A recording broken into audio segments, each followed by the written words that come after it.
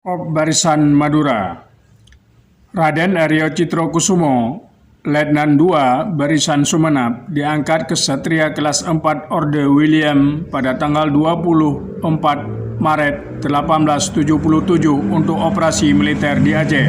Korps Barisan Madura adalah satu kesatuan kenil yang pernah ada antara tahun 1831 dan 1929. Kesatuan ini terdiri dari orang-orang suku Madura yang dibentuk oleh para penguasanya. Bangkalan adalah basis utama pasukan ini. Korps Barisan Madura ini juga diturunkan dalam kancah Perang Aceh di bawah pimpinan Letnan Mayor Raden Aryo Mayongkoro. Salah satu di antaranya, Letnan II Raden Aryo Citrokusumo, mendapat medali Ksatria kelas 4 Orde William Sorder.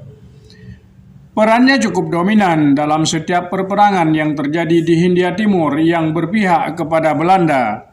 Ketika pemerintah kolonial Belanda berhasil mereorganisasi berbagai kerajaan di wilayah Madura, barisan ini tetap dipertahankan oleh pemerintah kolonial.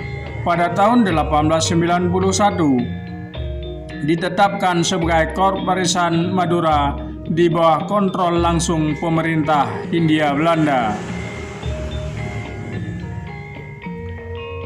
Dalam barisan terdapat 3 korps atau kesatuan, yaitu Korps Barisan Sumenep, Korps Barisan Pamekasan, dan Korps Barisan Bangkalan. 3 barisan ini berada pada pengawasan langsung Gubernur Jawa Timur. Setiap korps terdiri dari inventaris yang dipimpin langsung oleh seorang perwira Madura sendiri.